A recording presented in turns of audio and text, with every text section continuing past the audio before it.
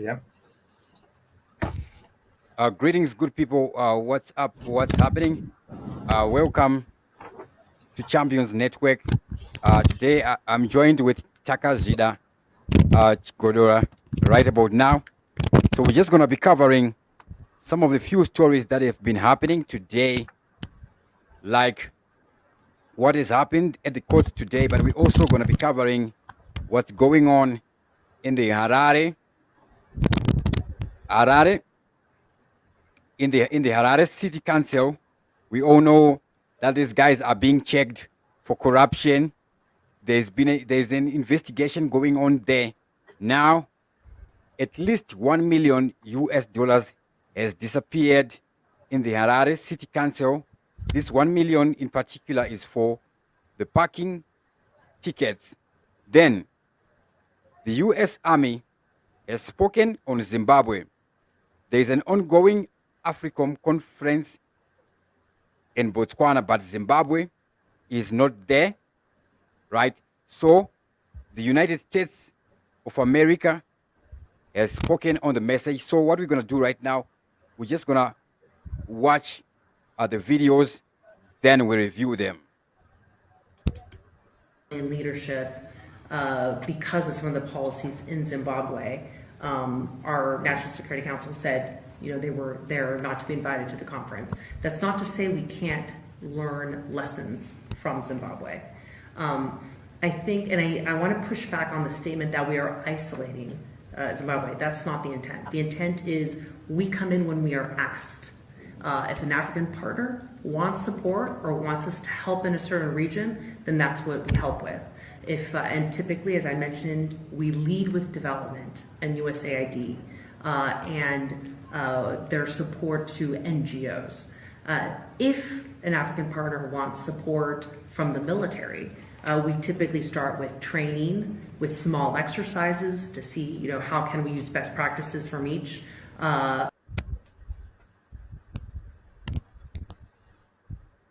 Our civilian leadership, because of some of the policies. So we have had that presentation. So we want to react. What are the lessons we can learn from it? She's clearly said Zimbabwe is not invited to the conference. She didn't necessarily say that, but rather she said we come when we are asked. She says we come when we are asked, meaning that on the issue, everywhere they are, she's suggesting that the Americans were asked by the country to come there to invite them. It is the countries that approached the America first, as she's suggesting in this video. Then she mentions on the lessons learned in history. She doesn't clarify what have the Americans learned from Zimbabwe. Then also, where she mentions that we live with development, is she trying to say that Zimbabwe is not developed? However, in her tone of speaking, it looks like these guys are open to work with Zimbabwe. If they are open to work with Zimbabwe, my question would be, why would they want to be working with Zimbabwe now, considering that there are still some sanctions here? Maybe the work of the military and the army differs from the work of the entire American government. So what we pick up from here is that these guys say, we come when you're asked. And the tone that she's using here means they are open for business. And also the simple fact that these guys have made an effort to make this video shows that these guys are actually open to be working with anybody. There's been news going on social media that the Zimbabwean a representative of the Zimbabwean army was seen in Botswana. However, it is not clear if it is from today or it's from another instance on another day. Then there was also some talk that the Zimbabwe had sent a junior army officer to represent Zimbabwe there. So this is the image that was making rounds on social media. I haven't been able to verify from when is the image, but here we can see there's the Zimbabwe flag there. Yes, there's a Zimbabwe flag there, and But I don't think that one is from today in Botswana. In that, how convenient is it that a Zimbabwe Army general or army representative is sitting next to a United States representative, where a lot of African nations are actually attending this AFRICOM conference? It can't be coincidental. At least there should be a Zimbabwean, then Botswana, or any other African nation. So by just that analysis, it may mean that this image is not from today. So Zimbabwe is not represented there. And according to our government's interest, I don't think they'll be interested in getting involved with the Americans, considering that President Emerson Mnangagwa's policy is to look east and to look towards Russia. yeah, and there were those comments that were trending on the social media when President Emerson Mnangagwa presented Zambia in Russia, isn't it? Yes. But she mentioned something, say whether it was in reference of Zimbabwe being not there, where she said doesn't mean that there are no lessons to learn from Zimbabwe. If you pick that one, Yeah, I picked that one. What I noticed is these guys, they want to be working with Zimbabwe. They are very eager to work with Zimbabwe. okay. As for me, I'm skeptical about the Americans coming to Africa as a whole.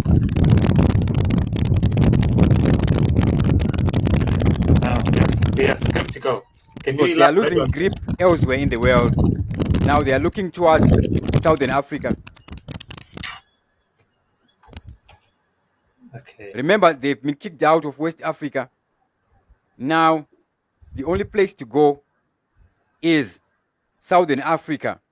And we all know in West Africa, a lot of Western African nations, there have been coup d'etats, and militaries have led the coup d'etats. So the military holds power in a nation. Now, if a military is influenced, influence is always good, right? But we wouldn't want a regime change in our nation that is influenced by another nation, because they will always have a grip on the new leader that will get into power. And these guys are so powerful. And my little understanding of history, any regime change that is facilitated by the West, they end up worse than they were before, like what happened in Iraq and the Libya. Yeah. Personally, I'm skeptical of these guys coming in. And the message came from them. We haven't heard anything from the Zimbabwe side. Okay. I think we will have more time to discuss this issue about the American military intervention in Africa. Let's go to our next video. Then we'll talk about it as well. Where it was 1:1. Thank you for reminding me. Yes. Even the USD then, after the inauguration of 2019 SI, that converted to. So before that, it was USD, but it's not that in Zimbabwe. You might want to explain to us why. Because your document here shows that you remitted only ZWL up to 2022. Is that correct? Sorry. Your document here does not reflect any US dollar amount.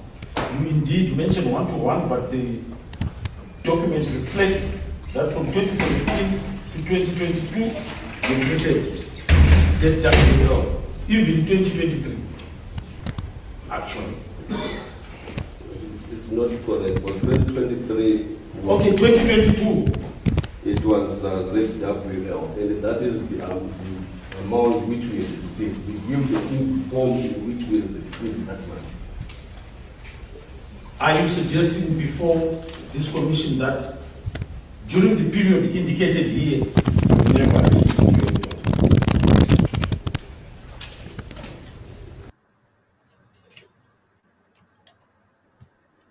dollars? Yes. All right. Yeah. What are your thoughts about that video from this Harare Right City here, the Council? guy is being asked, and they are responding. That guy who is responding, whoever he is, he's the first person to be held liable. I wonder if that person will be held liable for whatever they did, right? On the entire document, the document doesn't reflect any USD payment. It doesn't reflect anywhere where a US dollar payment was made, right? Then this guy then defends himself saying the rate one was 1:1. Still, if it was 1:1, why then did they make a wrong entry?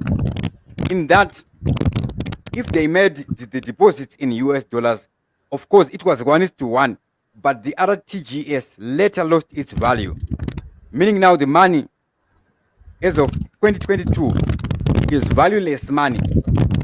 Even when the rate was 1:1 in Zimbabwe, the black market was not 1:1, it always existed. So were these guys burning money, or these guys never deposited the monies but would later deposit when the money has lost value? That is a question. This is a particular here where there is an issue of currency. Now, according to local government auditors, a US 908,000 payment was made to Smart Park Africa, with another 400,000 US dollars paid to Parkrite. Both the funds couldn't be thoroughly accounted for. However, on its part, the council alleges that it had deals with both Parkrite and Smart Park Africa from South Africa. Right? Council engaged Parkrite Africa to replace EasyHold in 2014 for a joint venture in management of parking business. The deal with EasyHold, called Easy Park Harare, had broken down, with each party accusing each other of clandestinely opening bank accounts to divert funds. So this has always been there. So it came Parkrite, which was a joint venture between some Israelis and Zimbabweans, as if there isn't enough Zimbabweans to be doing that. However, it had no known experience in managing on-street and off-street parking cities. Parkrite was expected to supply, install, manage, and maintain parking meters system in the city. However, none of that happened, resulting in massive financial losses. And these revelations were made by local government ministry financial advisor Thompson Marufu during the ongoing commission of inquiry. He said that city parking, together with the host of council's business units, were last audited in 2019. City parking was formed around 2013, but the memorandum of understanding was only crafted in 2022. That is 9 years later. So, from the 1 million, there's the issue of currencies, how much is lost there. Then we have $908,000 and $400,000 that is just missing, just like that. Now, this is different from Zana Mike Chimombe. This is way different because the money is missing and untraceable here.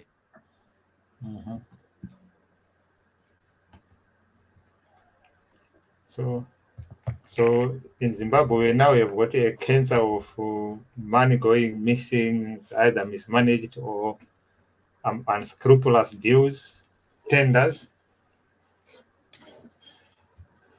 So Yes. so in your view, what can be done to to plug these holes where the money is slipping through? This has to be addressed from the executive and from the legislative. The president's office has to intervene, and also the parliamentarians have to intervene so that we can have a way forward.